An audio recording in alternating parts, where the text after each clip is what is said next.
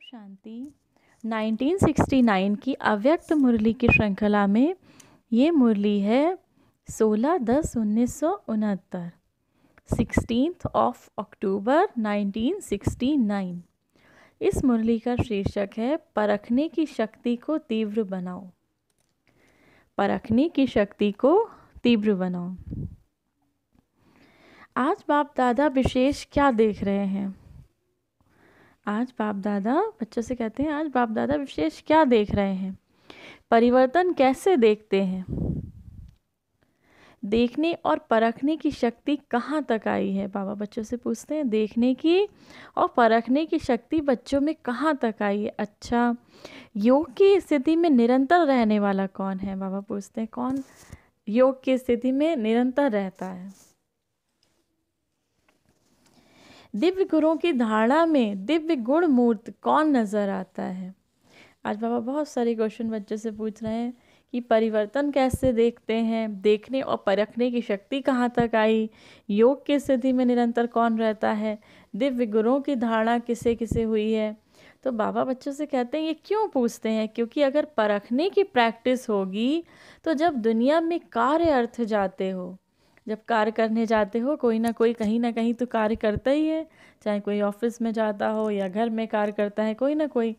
तो जब दुनिया में कार्य करने अर्थ जाते हो और आसुरी संप्रदाय के साथ संबंध रखना पड़ता है। आसुरी संप्रदाय बाबा किसको कहते हैं? हम बच्चों को तो दैवी संप्रदाय में रखा है, यानी बाहर के दुनिया के लोग जो ऐसे ऐसे हैं, उनके मन में पता नहीं क्या क्या चल रहा है। तो बाबा कहते हैं, जब आसुरी संप्रदाय के साथ संबंध रखना पड़ता है तो परखने की प्रैक्टिस होने से बहुत बातों में विजयी बन सकते हो। अगर परखने की शक्ति नहीं तो विजयी नहीं बन सकते। ये तो थोड़ी सी देख की अपने ही परिवार के अंदर कहाँ तक परख सकते हो। ये तो हर एक रत्न 1-2 से श्रेष्ठ है। बाबा कहते हैं, ये होती सारे रत्न, अपने बच्चों को बाबा नूरे रत्न कहते हैं। तो ये तो हर एक रत्न 1-2 से श्रेष्ठ है, लेकिन फिर भी परखने की प्रैक्टिस ज़रूर चाहिए। क्योंकि बाहर वाली दुनिया में पता नहीं किस किस तरह के लोग हैं। जैसा जैसा तमो प्रधान वातावरण होता जा रहा है, वैसे वैसे तम का असर लोगों पे आता है और उस तरह के लोगों से हमें सामना भी करना पड़ता है। तो बाबा समझा रहे हैं कि अब आपको परखना है और परखने की शक्ति को दिन पर दिन बढ़ाना है। इसकी प्रैक्टिस बहुत चाहिए। अगर नहीं प्रैक्टिस करेंगे तो फिर क्या होगा? धोखा खाएंगे। ये परखने की प्रैक्टिस छोटी बात नहीं समझना। बाबा कहते हैं, ये परखने की प्रैक्टिस को छोटी बात नहीं समझना। इस पर ही नंबर ले सकते हो। कोई भी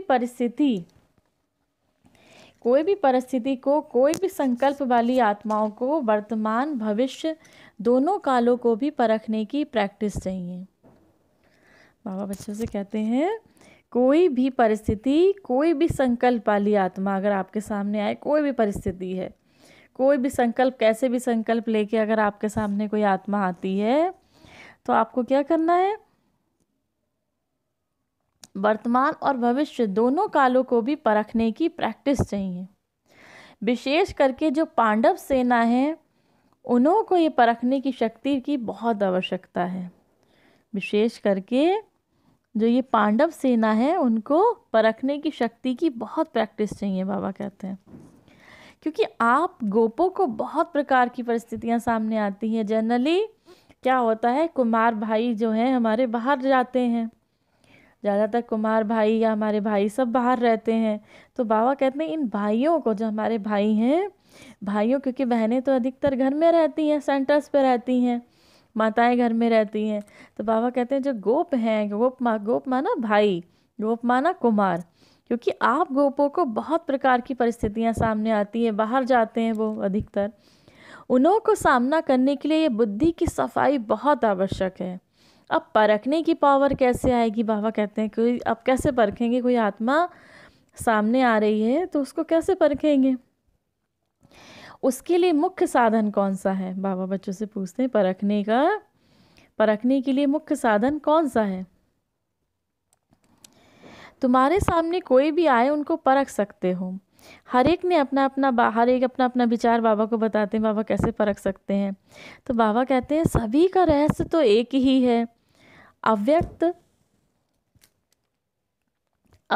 स्थिति व याद व आत्मिक स्थिति, बात तो वही है। कोई बाबा से कहते बाबा अव्यक्त स्थिति में रहेंगे तो परख सकेंगे, कोई कहेगा बाबा जितनी जितनी याद में रहेंगे उतना परख सकेंगे, कहता है बाबा आत्मिक स्थिति होगी तब परख सकेंगे। लेकिन ये तीनों बातें एक ही हैं, या तो याद, बाबा की याद, आत्मिक स्थिति, अव्यक्त स्थिति, ये तीनों बातें एक ही हैं। लेकिन आत्मिक स्थिति के साथ साथ यथार्थ रूप से वही परख सकता है जिसकी बुद्धि में ज़्यादा व्यर्थ संकल्प नहीं चलते होंगे। अब आत्मिक स्थिति के साथ साथ बाबा ने कहा जो आत्मिक स्थिति में रहते हैं और वही परख सकते हैं जिसके पास व्यर्थ संकल्प ज़्यादा नहीं चलते होंगे। उनकी बुद्धि एक की ही याद में, एक के ही कार्य में, एक रस स्थिति में होगी। उनकी बुद्धि एक की ही याद में, एक के ही कार्य में और एक रस स्थिति में होगी। वह दूसरे को जल्दी परख सकेंगे। जिनकी बुद्धि में ज़्यादा संकल्प उत्पन्न होंगे तो उनकी बुद्धि में दूसरों को परखने के समय भी अपने व्यर्थ संकल्प की मिक्सचैरिटी होगी। अब बाबा कहते हैं जिनकी बुद्धि में बहुत ज़्यादा संकल्प उत्पन्न होते हैं, बार बार कोई ना कोई संकल्प, व्यर्थ संकल्प आते, उनकी बुद्धि में क्या होगा बाबा, दूसरों को जब परखने बैठेंगे, वो सामने कोई उनके आएगा तो उनको परखते समय भी व्यर्थ संकल्प उनके मन में चल रहे होंगे, मिक्सचैरिटी हो जाएगी, मिक्स हो जाएंगे बाबा कहते हैं। इसीलिए जो जैसा है वैसा परख नहीं सकेंगे, क्योंकि अपनी ही बुद्धि में व्यर्थ संकल्प चल रहे हैं तो दूसरे को कैसे परख सकेंगे। तो मूल रहस्य निकाला बुद्धि की सफाई। मूल रहस्य बाबा ने क्या निकाला, बुद्धि की सफाई। जितना बुद्धि की सफाई होगी उतना ही योग युक्त अवस्था में रह सकेंगे। यह व्यर्थ संकल्प और विकल्प जो चलते हैं वे अव्यक्त स्थिति में होने में विघ्न है। बाबा कहते हैं जो व्यर्थ संकल्प और विकल्प चलते हैं ना, ये अव्यक्त स्थिति होने में विघ्न आता है इससे। जितना जितना व्यर्थ में रहेंगे, जितना जितना विकल्प चलते हैं, अच्छा ऐसा नहीं ऐसा करते हैं, तो इससे क्या होता है, अव्यक्त जो स्थिति, जो आत्मिक स्थिति बनाने में विघ्न आते हैं। बाबा कहते हैं बार बार इस शरीर के आकर्षण में आ जाते हैं। ज़्यादा व्यर्थ संकल्प होता है तो क्या होता है, बार बार इस शरीर के आकर्षण में आ जाते हैं। इसका मूल कारण है बुद्धि की सफाई नहीं है। बुद्धि की सफाई अर्थात बुद्धि को जो महामंत्र मिला हुआ है उसमें बुद्धि मगन रहे। बाबा कहते हैं इसका कारण क्या है, बुद्धि की सफाई नहीं है। बुद्धि को जो महामंत्र मिला हुआ है, बुद्धि को जो महामंत्र मिला हुआ है उसमें बुद्धि मगन रहे। कौन सा महामंत्र मिला हुआ है, मन मना भाव। एक की याद को छोड़कर अनेक तरफ बुद्धि जाने के कारण शक्तिशाली नहीं रहते हैं। क्या होता है, बाबा बच्चों से कहते हैं जब बुद्धि 10 तरफ जाती है तो बाबा कहते हैं सिर्फ एक की याद में रहो, सिर्फ बाबा को याद करो। मन मना भव का बाबा ने मंत्र बच्चों को दिया है, लेकिन बच्चे क्या करते हैं, एक की याद छोड़ के बुद्धि बहुत तरफ लगती है। अच्छा ऐसा हो जाना चाहिए, ऐसा है क्या, क्यों, कैसे में अटके रहते हैं। तो बाबा कहते हैं बच्चे वैसे भी जब बुद्धि बहुत तरफ लगी होती है तो अनुभव होगा बुद्धि में वीकनेस, कमज़ोरी, थकावट महसूस होती है और जो भी हो यथार्थ रूप से निर्णय नहीं कर सकेंगे। इस रीति व्यर्थ संकल्प विकल्प जो चलते हैं यह भी बुद्धि को थकावट में लाते हैं। थकी हुई कोई भी आत्मा न परख सकेगी न निर्णय कर सकेगी। जब बाबा कहते हैं इसी रीति जो व्यर्थ संकल्प चलते हैं उससे बुद्धि थक जाती है और थकी हुई कोई भी आत्मा न परख सकेगी न निर्णय कर सकेगी। कितना भी होशियार होगा तो थकावट में उनको परखने, निर्णय करने में फ़र्क पड़ जाता है। कितना भी बाबा कहते हैं कोई होशियार होगा तो उनको परखने में, निर्णय करने में फ़र्क पड़ जाता है। सारा दिन इन संकल्पों से बुद्धि थकी हुई होने के कारण निर्णय करने की शक्ति में कमी आ जाती है। जब व्यर्थ संकल्प करते करते बच्चे बहुत थक जाते हैं, बुद्धि थक जाती है, तो फिर क्या होता है, बाबा कहते हैं निर्णय करने की शक्ति भी खत्म हो जाती है। इसीलिए विजयी नहीं बन सकते। हार खाने का मुख्य कारण है बुद्धि की सफाई नहीं है। जैसे उन्हों को हाथ की सफाई होती है ना, आप फिर बुद्धि की सफाई से क्या क्या कर सकते हो। वह हाथ की सफाई से झट बदल देते हैं, हाथ की सफाई से देरी नहीं लगती, इसीलिए कहते हैं जादूगर।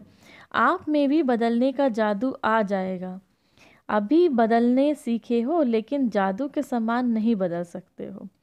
बाबा कहते हैं अभी बदलना सीखे हो लेकिन जादू के समान नहीं बदल सकते हो, अर्थात जल्दी नहीं बदल सकते हो, समय लगता है। जादू चलाने के लिए जितना समय जिसको मंत्र याद रहता है उतना उसको जादू सफल होता है। आपको भी अगर महामंत्र याद होगा तो जादू के समान कार्य करेगा। महामंत्र माना एक की याद, माना मन मना भव। अब इसी में देरी है, तो अब इस भट्टी से क्या बनकर निकलेंगे। बाबा कहते हैं जब कोई बच्चे भट्टी करते हैं या बाबा को याद करते हैं या मधुवन जाते हैं, तो बाबा कहते हैं क्या आप क्या बनकर निकलेंगे इससे। जादूगर अगर इतने जादूगर भारत के कोने कोने में छा जाएंगे तो क्या हो जाएगा। एक मास के अंदर कुछ और नज़ारा देखने में आएगा। अब तो तैयारी करनी पड़ेगी ना, अगर इतने जादूगर बदलने का कार्य शुरू कर देंगे तो फिर क्या करना पड़ेगा। बाबा ने कहा अगर इतने इतने जादूगर, जब बहुत सारे जादूगर बच्चों को आज बाबा जादूगर के रूप में देख रहे हैं, बाबा कहते हैं आप जादूगर हो, आप जादू से बदल सकते हो, आपकी दृष्टि से सृष्टि बदल सकती है। तो बाबा बच्चों को जादूगर की संज्ञा दे रहे हैं। तो बाबा बच्चों से कहते हैं अगर इतने सारे जादूगर अपने बच्चे, अगर इतने सारे जादूगर बच्चे बदलने का कार्य शुरू कर देंगे तो फिर क्या होगा। ऐसी कुछ नवीनता आप भी देखना चाहते हो और बाप दादा भी चाहते हैं। ऐसी ही कुछ नवीनता आप भी देखना चाहते हो और बाप दादा भी देखना चाहते हैं। ऐसी आवाज़ फैलाएं कि यहाँ कौन कहाँ से प्रकट हो गए। बाबा कहते हैं ऐसी बच्चे आवाज़ फैल जाए कि यहाँ कौन कहाँ से प्रकट हुए हैं। ऐसे महसूस हो कि एक एक स्थान पर, बाबा कहते हैं ऐसा महसूस हो कि एक एक स्थान पर अलौकिक आत्मा अवतरित हो गई है। बहुत बहुत अच्छे से, बहुत प्यार से बाबा बच्चों को समझाते हैं एक एक चीज़, कि आपको देखकर जब ऐसा महसूस हो कि पता नहीं जहाँ जहाँ आप रहते हो, जिस जिस जगह में रहते हो, जिस जिस कॉलोनी में रहते हो, जिस जिस सिटी में रहते हैं बच्चे बाबा के, तो बाबा उनको जादूगर की तरह देख रहे हैं कि आप में इतनी शक्ति हो, इतना पावर हो, लेकिन जब व्यर्थ से दूर रहेंगे तभी ये शक्ति आएगी। इतना पावर हो कि आपका जादू ऐसा चले कि आपके आसपास का वातावरण भी बदलना शुरू हो जाए। तो बाबा कहते हैं ऐसा लगे देख के कि अलौकिक आत्माएं अवतरित होकर आई हैं। एक अवतार इतना कुछ कर सकता है कि कितने अवतार हैं। बाबा बच्चों को अवतार के रूप में देखते हैं। यहाँ से जब जाओ, यहाँ से माना जब भी मधुबन जाओ, मधुबन से जाओ या सेंटर से जाओ, तो अपने को यही समझ कर जाना कि हम इस शरीर में अवतरित हुए हैं। किस लिए अवतरित हुए हैं, हमारा अवतरण किस लिए हुआ है। परमात्मा अवतरण कहते हैं ना, तो बाबा हम सबको कहते हैं तुम अवतरित हुए उस शरीर में ईश्वरीय सेवा के लिए। अगर ये स्मृति रख जाएंगे तो आपकी हर चलन में अलौकिकता देखने में आएगी।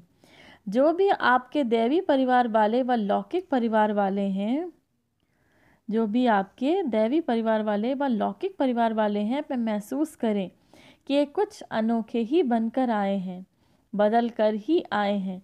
जब आपकी बदलने की महसूसता आएगी तब आप दुनिया को बदल सकेंगे। जब बच्चों के अंदर बदलने की महसूसता आएगी कि हमें अब बदलना है, तभी दुनिया को बदल सकेंगे। अगर आप सभी के बदलने की भावना नहीं हुई तो दुनिया को नहीं बदल सकेंगे। बाबा कहते हैं जब हम ही नहीं बदलें, जब बच्चे नहीं बदलेंगे तो क्या होगा, दुनिया को कैसे बदलेंगे। जब आपके अंदर शांति का संस्कार नहीं है तो दुनिया को कैसे शांति का पाठ दे सकेंगे। ऐसे ही समझकर चलना है कि निमित्त मात्र इस शरीर को लोन लेकर ईश्वरीय कार्य के लिए थोड़े दिन के लिए अवतरित हुए हैं। बाबा ने कहा आप क्या समझना है, अपने आप को निमित्त समझना है। करने वाला, कराने वाला कौन है, शिव बाबा। तो हम निमित्त हैं, हमने इस शरीर को लोन लिया है। किस लिए लोन लिया है, अब ये शरीर पे हमारा लोन चढ़ा हुआ है। किस चीज़ का लोन चढ़ा हुआ है, देखते हैं जब लौकिक में कोई लोन लेता है तो कितना टेंशन में रहता है वो, कि अरे हमें तो ये लोन चुकाना है, बहुत मेहनत करनी है। अब हम बच्चों को इस शरीर का लोन कैसे देना है, ईश्वरीय सेवा करके। जितना जितना हम ईश्वरीय सेवा करेंगे उतना उतना ये लोन हमारा चुकता जाएगा। तो बाबा कहते हैं अपने को समझना है कि लोन लेकर ईश्वरीय कार्य के लिए थोड़े दिन के लिए हम अवतरित हुए हैं।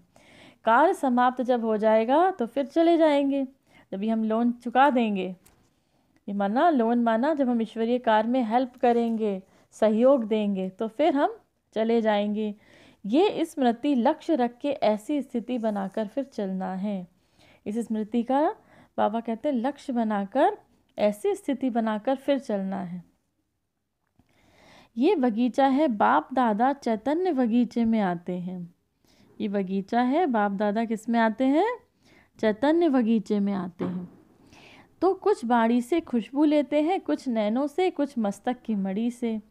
हर एक के मस्तक की मणि चमक बाप दादा देखते हैं। बाबा मस्तक की मणि की चमक देखते हैं। मणि माना आत्मा की चमक। बाबा तो देखते हैं आत्मा की चमक कितनी किस बच्चे की आत्मा में चमक है। तो ऐसे ही अगर आप सभी भी मस्तक के मणि को ही देखते रहो तो फिर ये दृष्टि और वृत्ति शुद्ध सतो प्रधान बन जाएगी। दृष्टि जो चंचल होती है उसका मूल कारण क्या है? दृष्टि जो चंचल होती है उसका मूल कारण क्या है? मस्तक में मणि तो नहीं देखते हैं, शरीर को देखने लगते हैं बच्चे। किसी को जब देखते हैं तो उसका शरीर देखने लगते हैं, और क्या नहीं देखते हैं? मस्तक में जो आत्मा है उसको देखते नहीं हैं। तो बाबा कहते हैं रूप को ना देखो लेकिन मस्तक की मणि को देखो। रूप को ना देखो लेकिन आत्मा को देखो। जब रूप को देखते हो, जब शरीर को देखते हो, तो ऐसा ही समझो कि सांप को देख रहे हैं। देखो आज बाबा कितनी अच्छी बात बता रहे हैं बच्चों को। जब भी किसी के शरीर की तरफ दृष्टि जाए तो समझो क्या देख रहे हैं? इस सांप को देख के कैसी फीलिंग आती है? जहर से भरा हुआ। लेकिन जब उस पर ध्यान जाता है मणि पे तो एक पॉजिटिव फीलिंग आती है, चमकती हुई मणि। तो बाबा कहते हैं जब भी किसी के शरीर को देखो तो क्या देखो? ये सांप के रूप में देखो उसको। जब रूप को देखते हो तो समझो सांप को देख रहे हैं। सांप के मस्तक में मणि होती है ना, तो मणि को देखना है, ना कि सांप को। अगर शरीर भान में देखते हो तो मानो सांप को देखते हो। बाबा ने कहा जब शरीर के भान में देखते हो तो माना सांप को देखते हो। सांप को देखा फिर क्या हुआ? सांप ने काटा। अगर सांप को देखा तो सांप ने काटा, और सांप काटता है तो फिर क्या होता है? जहर ही फैल जाता है बस। सांप तो अपना कार्य करेगा। सांप में विष भी होता है।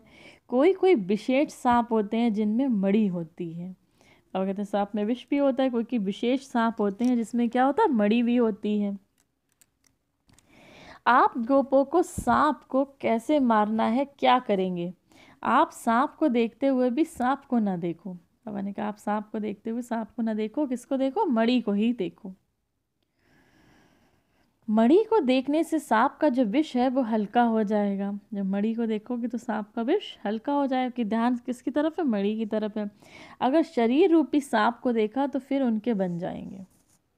अगर शरीर रूपी सांप को देखा तो हम भी कैसे बन जाएंगे? सांप समान बन जाएंगे। बाबा हमको क्या बता रहे हैं? जादूगर बना रहे हैं, नूरे रत्न बना रहे हैं, दिल तख्त नशीन बना रहे हैं, सजे हुए जेवर बना रहे हैं। तो बाबा कहते हैं अगर शरीर रूपी सांप को देखा तो उनके बन जाएंगे, उन समान बन जाएंगे। लेकिन मणि को देखोगे तो बाप दादा के माला की मणि बन जाएंगे। लेकिन अगर मणि को देखेंगे, अगर आत्मा को देखेंगे तो बाप दादा के माला की मणि बन जाएंगे। या तो बनना है सांप के समान या बनना है माला की मणि। अब बाबा बच्चों से पूछ रहे हैं क्या बनना है? सांप के समान बनना है या माला की मणि? अगर मणि बनना है तो देखो भी मणि को। अगर मणि बनना है तो देखो भी मणि को, चमकती हुई आत्मा देखो। फिर जो ये कंप्लेन है वे बदल कर कंप्लीट हो जाएंगे। फिर जो ये कंप्लेन है बाबा कहते हैं फिर बदल कर कंप्लीट हो जाएंगे। सिर्फ बुद्धि की परख से कहाँ कंप्लेन कहाँ कंप्लीट, रात दिन का फ़र्क है। बुद्धि की फ़र्क से कहाँ कंप्लेन माना शिकायत करना, कंप्लीट माना पूरा होना। तो बाबा ने कहा फिर जो ये कंप्लेन है ना, शिकायत करते हो, ये बदल कर पूरे हो जाओगे, संपूर्ण बन जाओगे, कंप्लीट हो जाओगे। लेकिन सिंधी बाबा कहते हैं रात दिन का फ़र्क है, कहाँ कंप्लेन कहाँ कंप्लीट। लेकिन सिंधी भाषा में कहेंगे सिर्फ दो बिंदियों का फ़र्क है। यहाँ भी ऐसे ही है, 2 बिंदी, एक स्वयं की एक बाप दादा की। 2 बिंदियों का फ़र्क है, एक स्वयं की एक बाप दादा की।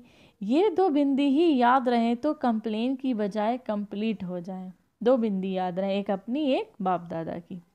इसीलिए आज से प्रतिज्ञा अपने आप से करो। आज बाबा कहते हैं अपने आप से प्रतिज्ञा करो कि बाप दादा के सामने तो बहुत प्रतिज्ञाएं की हैं, लेकिन आज अपने आप से प्रतिज्ञा करो। अब बाबा बच्चों से प्रतिज्ञा कराते हैं यहाँ पे कि अब से लेके सिवाय मणि के कुछ नहीं देखेंगे। अब से लेके सिवाय मणि के कुछ नहीं देखेंगे और खुद ही माला के मणि बनकर के सारी सृष्टि के बीच में चमकेंगे। खुद ही माला के मणि बनकर के सारी सृष्टि के बीच में चमकेंगे। जब खुद मणि बन जाएंगे, जब खुद हीरा बन जाएंगे, तो फिर क्या होगा? तब चमकेंगे। अगर मणि नहीं बनेंगे तो चमक नहीं सकेंगे। जब प्रतिज्ञा करेंगे तभी प्रत्यक्षता होगी। बाबा ने कहा जब प्रतिज्ञा करोगे तभी प्रत्यक्षता होगी। प्रतिज्ञा करनी है ना अपने आप में, अपने से प्रतिज्ञा माना वादा करना है बाबा से कि बाबा हमें मणि बनना ही है, हमें आपके माला की मणि बनना ही बनना है। इसीलिए प्रत्यक्षता भी पूर्ण रूप से नहीं हो पाती है। प्रत्यक्षता कम निकलने का कारण अपने आप से प्रतिज्ञा की कमी है। प्रत्यक्षता माना प्रैक्टिकल अगर कम होता है, निकल नहीं पाते, प्रत्यक्षता कम होती है, तो अपने आप से प्रतिज्ञा की कमी है।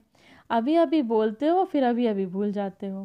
बाबा कहते हैं अभी अभी प्रतिज्ञा करी, फिर थोड़ी देर में भूल गए। लेकिन अब प्रतिज्ञा के साथ साथ ये निश्चय करो कि प्रत्यक्षता भी लाएंगे। पांडव सेना है ज्ञानी तू आत्मा, शक्ति सेना है स्नेही तू आत्मा।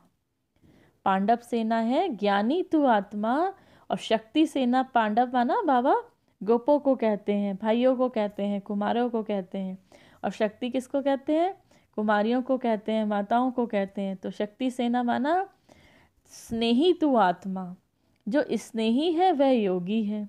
जो स्नेही है, स्नेही माना जो प्रेमी है, जो प्रेम से भरी हुई आत्मा है, वही योगी है। अभी तो एक एक पांडव के मस्तक में उमंग उत्साह झलक रहा है।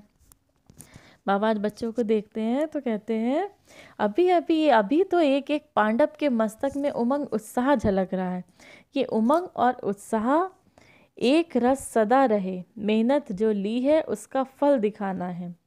अगर मेहनत ली हुई यहाँ चुकतू नहीं करेंगे तो फिर सतयुग में वह मेहनत का फल देना पड़ेगा। इसीलिए जो मेहनत ली है उसे भर कर देना है।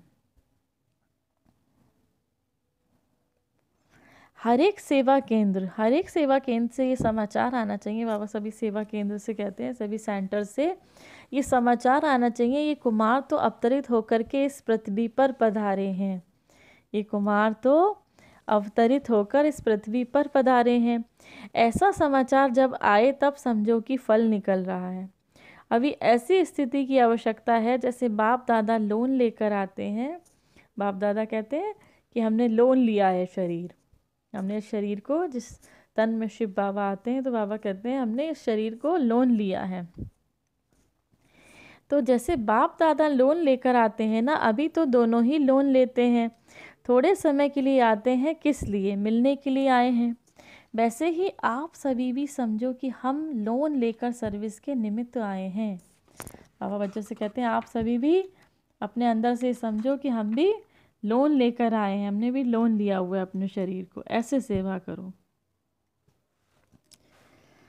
थोड़े समय के लिए। बाबा ने कहा थोड़े समय के लिए लो। जब ऐसी स्थिति होगी तब बाप का प्रभाव दुनिया के सामने आएगा। जब ऐसी स्थिति होगी तो बाप का प्रभाव दुनिया के सामने आएगा। दोनों ही हिसाब ठीक किया ना, बाबा के दोनों ही हिसाब ठीक किया है। या लेने का किया है या देने का नहीं, लेने का किया है, देने का नहीं। 6 मास तक एक रस रहेंगे। 6 मास तक, अब कहते 6 मास तक एक रस रहेंगे ना, कम से कम 6 महीने तक ऐसी स्थिति रहेगी जो बाबा समझा रहे हैं बच्चों को, जो बाबा के सामने बैठे हैं। बाबा कहते 6 मास तक तो एक रस रहेंगे ना, कि 15 दिन के बाद लिखेंगे। चाहते तो हैं लेकिन क्या करें, बच्चे चाहते हैं लेकिन क्या करें, ये हो गया।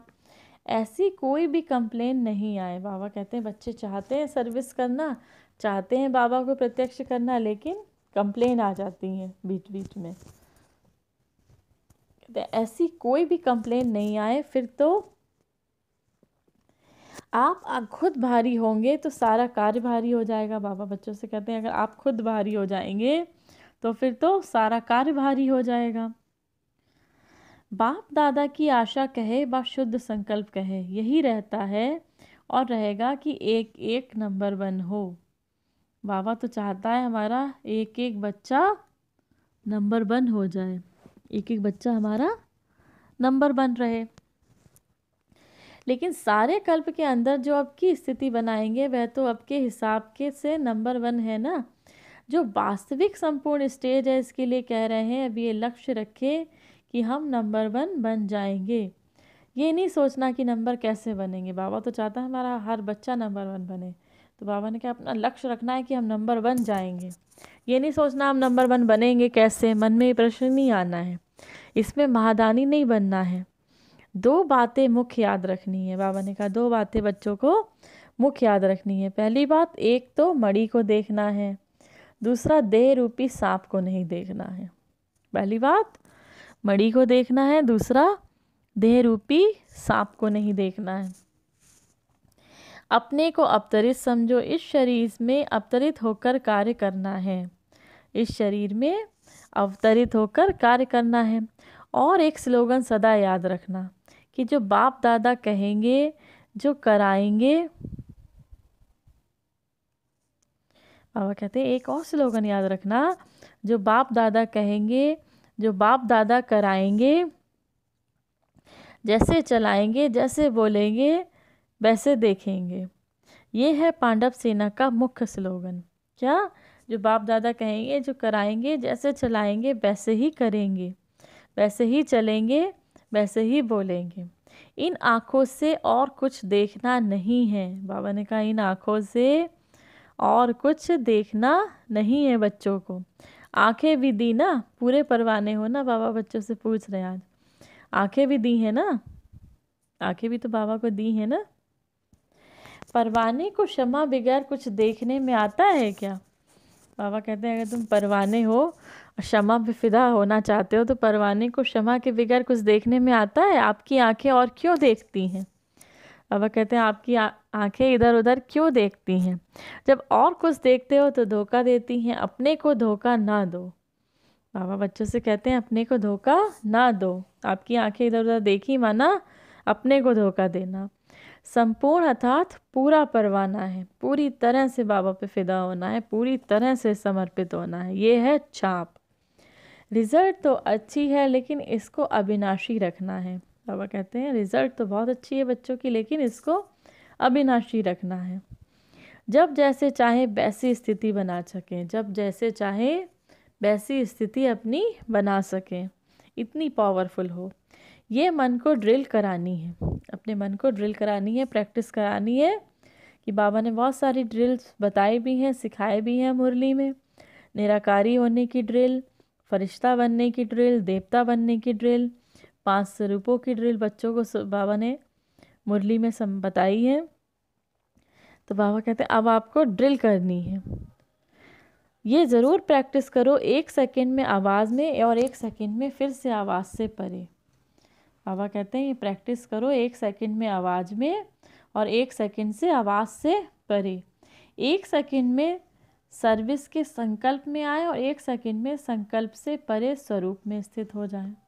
1 सेकंड में आए, संकल्प की हमें सर्विस करनी है, और 1 सेकंड में संकल्प से परे हो जाए। ये इस ड्रिल की बहुत आवश्यकता है। ऐसा नहीं कि शारीरिक भान से निकल ही ना सके। बाबा ने कहा ऐसा नहीं कि शारीरिक भान से निकल ही ना सके। 1 सेकंड में कार्य प्रति शारीरिक भान में आए, फिर 1 सेकंड में अशरीरी हो जाए। 1 सेकंड में कार्य प्रति शारीरिक भान में आए। कोई कार्य करना है तो शरीर के भान में आते हैं ना। जब कोई कार्य करते हैं तो कुछ भी कार्य करते हैं तो हाथों से करते हैं। तो बाबा कहते हैं 1 सेकंड में शरीर के भान में आ जाए, दूसरे सेकंड में अशरीरी हो जाए। इतनी प्रैक्टिस चाहिए, इतनी पावरफुल प्रैक्टिस चाहिए कि दूसरे सेकंड में अशरीरी बन जाए। जिसकी ये ड्रिल पक्की होगी वह सभी परिस्थितियों का सामना कर सकते हैं, क्योंकि वो अपने मन को कंट्रोल कर सकते हैं। 1 सेकंड में अशरीरी स्थिति, 1 सेकंड में फरिश्ता स्थिति, 1 सेकंड में निराकारी स्थिति, 1 सेकंड में देवता स्थिति, 1 सेकंड में शरीर के भान में आए। बाबा ने कहा जिसकी इतनी प्रैक्टिस होगी इस ड्रिल की, उतना ही वह सारी परिस्थितियों का सामना कर सकते हैं। जैसे शारीरिक ड्रिल सुबह कराई जाती है, शारीरिक ड्रिल माना जैसे शरीर की एक्सरसाइज सुबह कराई जाती है, वैसे ये अव्यक्त ड्रिल भी अमृत वेले विशेष रूप से करनी है। वैसे ही ये अव्यक्त ड्रिल भी अमृत वेले विशेष रूप से करनी है। बाबा कहते हैं करना तो सारा दिन है, लेकिन विशेष प्रैक्टिस करने का समय अमृत वेले है। जब देखो बुद्धि बहुत बिजी है तो उसी समय ये प्रैक्टिस करो। परिस्थिति में होते हुए भी हम अपनी बुद्धि को न्यारा कर सकते हैं, लेकिन न्यारे कब होगे? बाबा बच्चों से कहते हैं न्यारे कब हो सकेंगे? जब कोई भी कार्य करते हो तो न्यारी अवस्था में होकर करोगे। जब कोई भी कार्य करते हो तो फिर तो न्यारी अवस्था में होकर करेंगे। अगर उस कार्य में अटैचमेंट होगी तो फिर 1 सेकंड में डिटैच नहीं हो पाएंगे। अगर कोई कार्य करते हो तो न्यारे होकर करना है, साक्षी होकर करना है, डिटैच होकर करना है। लेकिन अगर उस कार्य में बाबा ने कहा अटैच्ड हो जाएंगे आप, अटैचमेंट हो जाएगी उस कार्य से, तो फिर 1 सेकंड में डिटैच नहीं हो सकेंगे। इसीलिए प्रैक्टिस करो, बाबा कहते हैं इसीलिए प्रैक्टिस करो कि कैसी भी परिस्थिति हो, क्योंकि फाइनल पेपर अनेक प्रकार के भयानक और ना चाहते हुए भी अपने तरफ आकर्षित करने वाली परिस्थितियों के बीच में होंगे। फाइनल पेपर कैसे होंगे? अनेक प्रकार की भयानक और ना चाहते हुए भी अपनी तरफ आकर्षित करने वाली परिस्थितियों के बीच होंगे। उनकी भेंट में जो आजकल की परिस्थितियां हैं वह कुछ नहीं हैं। जो अंतिम परिस्थितियां आने वाली हैं उन परिस्थितियों के बीच पेपर होना है। जो अंतिम परिस्थितियां बाबा कहते हैं आने वाली हैं उन परिस्थितियों के बीच पेपर होना है। इसकी तैयारी पहले से करनी है। इसीलिए जब अपने को देखो कि बहुत बिजी हूँ, बुद्धि बहुत स्थूल कार्य में बिजी है, चारों ओर सर्कमस्टेंसेस अपनी तरफ खींचने वाले हैं, तो ऐसे समय पर ये अभ्यास करो। बाबा ने कहा जब देखो बुद्धि बहुत बिजी है, स्थूल कार्य में बिजी है, स्थूल कोई कार्य कर रहे हैं उसमें बुद्धि बहुत बिजी है, तो चारों ओर बाबा कहते हैं तो क्या करना है? चारों ओर सर्कमस्टेंसेस यानी परिस्थितियाँ अपनी तरफ खींचने वाली हैं, तो ऐसे समय पर भी ये अभ्यास कर सकते हो। तब मालूम पड़ेगा कहाँ तक हम ड्रिल कर सकते हैं। उस समय अपने आप को देखना है, चेक करना है कि हम ड्रिल कर सकते हैं, शरीरी हो सकते हैं, शरीर के भान में आ सकते हैं, निराकारी रह सकते हैं। तब मालूम पड़ेगा कि हम ड्रिल कैसे कर सकते हैं। ये भी बहुत आवश्यक है। इस ड्रिल में बाबा कहते हैं इस ड्रिल में रहते रहेंगे तो सफलता को पाएंगे। एक एक सब्जेक्ट की नंबर होती है, मुख्य तो यही है। इसमें अगर अच्छे हैं तो नंबर आगे ला सकते हैं, अगर इस सब्जेक्ट में नंबर कम है तो फाइनल नंबर आगे नहीं आ सकते। इसीलिए सुनाया था ज्ञानी तू आत्मा के साथ स्नेही भी बनना है। ज्ञानी तो आत्मा के साथ स्नेही भी बनना है। जो स्नेही होता है वह स्नेह पाता है। जिसके हृदय में स्नेह होता है, जिसके हृदय में प्यार होता है, तो बाबा कहते हैं वो खुद भी प्यार पाता है। जिससे ज़्यादा स्नेह होता है तो कहते हैं ये तो शुद्ध बुद्धि भूल जाते हैं। जिससे ज़्यादा प्यार होता है तो क्या कहते हैं इन्हें तो उनकी याद में शुद्ध बुद्धि नहीं रहती।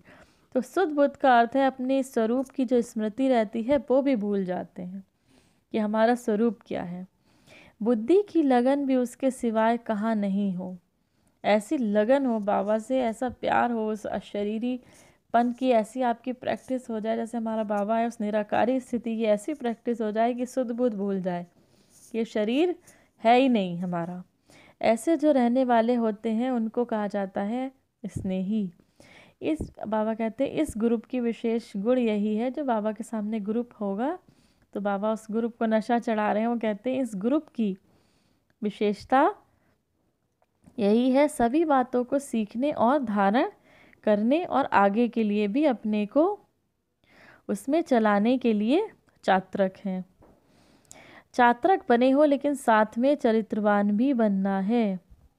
चात्रक बने हो लेकिन साथ में चरित्रवान भी बनना है। चात्रक है ये इस ग्रुप की विशेषता है, लेकिन चात्रक का कार्य होता है उसके प्यासे रहना।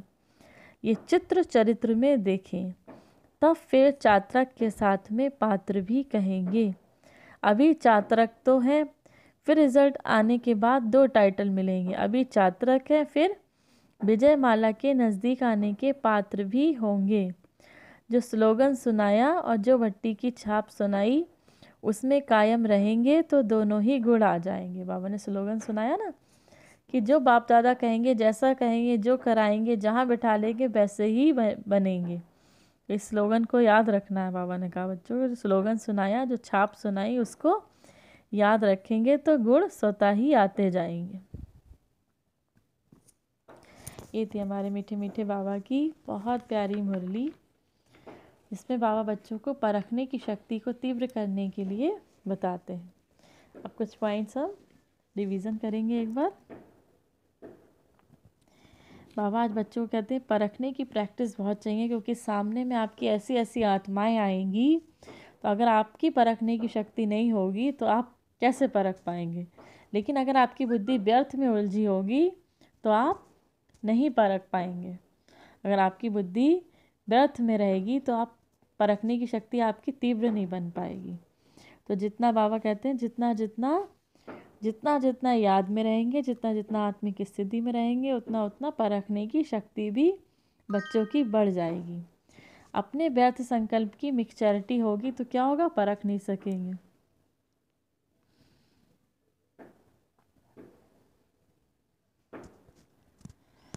दूसरी बात बाबा कहते हैं बुद्धि की सफाई रखनी है। जितनी जितनी बुद्धि की सफाई होगी, जैसे लोग वैसे सफाई घर की कहते हैं, ऐसी बुद्धि की सफाई किस चीज़ से, व्यर्थ संकल्पों से और विकल्प चलते हैं, अच्छा ऐसा नहीं ऐसा, ऐसा नहीं ऐसा। तो बाबा ने कहा इस बुद्धि की सफाई जितनी जितनी होगी उतना ही उतना योग युक्त की अवस्था में रह सकेंगे, और जितना योग अवस्था में रहेंगे उतना उतना परखने की शक्ति बढ़ जाएगी। तो बुद्धि की सफाई के लिए बाबा ने मंत्र दिया है कि एक की याद, सिर्फ एक की याद, एक की याद छोड़। अगर बाबा कहते हैं जब एक की याद छोड़कर बुद्धि अनेक तरफ जाती है तो क्या होता है, कमज़ोरी महसूस होती है, थकावट महसूस होती है, तो ना फिर निर्णय कर पाते हैं, ना ही जब बुद्धि में थकावट महसूस होगी ना ही परखने की शक्ति बचेगी। इसीलिए बाबा कहते हैं विजयी नहीं रह सकेंगे। हार का मुख्य कारण बाबा बच्चों को बताते हैं बुद्धि की सफाई नहीं है, बुद्धि इधर उधर विशेष रूप से लगती है।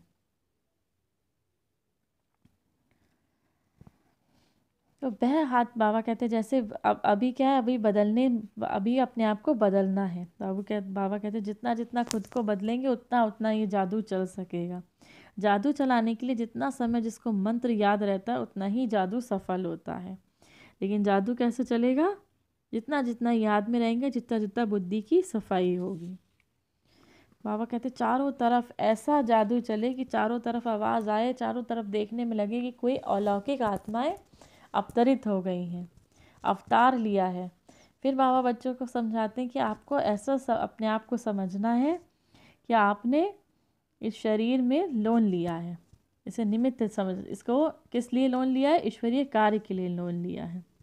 थोड़े टाइम के लिए लिया है, जब ये कार्य समाप्त हो जाएगा तो फिर क्या होगा, फिर चले जाएंगे। ये लक्ष्य बना के रखना है अपनी बुद्धि में, ये स्मृति बना के रखनी है।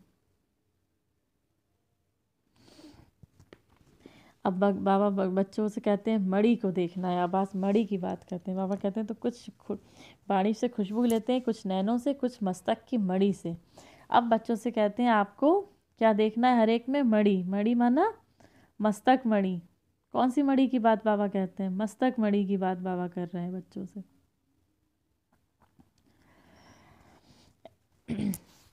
अगर बाबा कहते हैं क्या होता है, आपका मणि की तरफ अगर शरीर की तरफ ध्यान जाता है तो आप ये समझो कि हम किसको देख रहे हैं, किस चीज़ को देख रहे हैं, सांप को देख रहे हैं। तो सांप कैसा होता है, सांप में विष भरा होता है। तो बाबा ने कहा विष को देखोगे तो अपने आप ही विषैले हो जाओगे। तो सांप काट लेता है ना, काटने के बाद क्या होता है, तो विष फैल जाएगा। तो बाबा इसीलिए मणि को देखना, मस्तक मणि को देखना, आत्मा को देखना, तो खुद भी मणि बन जाएंगे। जितना जितना आप मस्तक मणि को देखेंगे तो खुद भी मणि के समान बन जाएंगे, खुद भी बाप दादा के गले की मणि बन जाएंगे, गले की माला बन जाएंगे।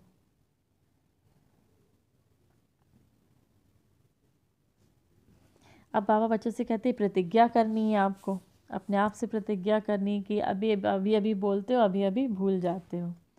तो बच्चों को प्रतिज्ञा बाबा याद दिला रहे हैं कि बच्चों को प्रतिज्ञा करनी है कि अब बाबा एक का बन के रहना है, एक समान एक रस स्थिति में रहना ही रहना है।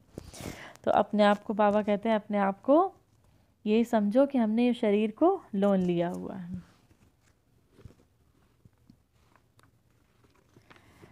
दूसरी बात बाबा बच्चों से कहते हैं कि इन आँखों से कुछ देखना नहीं है। अब बाबा बच्चों को एक स्लोगन भी दे रहे हैं। कौन सा स्लोगन दे रहे हैं? बाप दादा जो कहेंगे जो करेंगे, जैसे चलाएंगे वैसे ही करेंगे, वैसे ही बोलेंगे। पांडव सेना का ये मुख्य स्लोगन है, जैसे कहेंगे जैसे चलाएंगे वैसे ही चलेंगे। आंखें भी बाबा कहते हैं, आंखें भी बाबा को दे दी ना, पूरे परवाने हो। परवाने क्षमा बगैर कुछ और देखने में आता है क्या? कुछ और तो देखने में नहीं आता आपकी आंखों में परवाने क्षमा के अलावा। ये है छाप। रिजल्ट तो अच्छी है लेकिन उसको अविनाशी रखना है। जब चाहे जैसे चाहे स्थिति बनानी है, मन की ड्रिल करनी है, प्रैक्टिस करते रहनी है बच्चों को। बाबा ने कहा बार बार अपने मन में ड्रिल, अभी अभी अशरीरी अभी अभी शरीर में आए, ऐसी ड्रिल करनी है, अपनी बुद्धि को बिजी रखना है। ये थी हमारे मीठे मीठे प्यारे प्यारे बाबा की बहुत अच्छी मुरली 16/10/1969 की। आप सभी बाप दादा के बच्चों को बहुत प्यार, याद प्यार और नमस्ते। हमारे मीठे मीठे बाप दादा को बहुत बहुत याद प्यार और नमस्ते। ओम शांति, ओम शांति, ओम।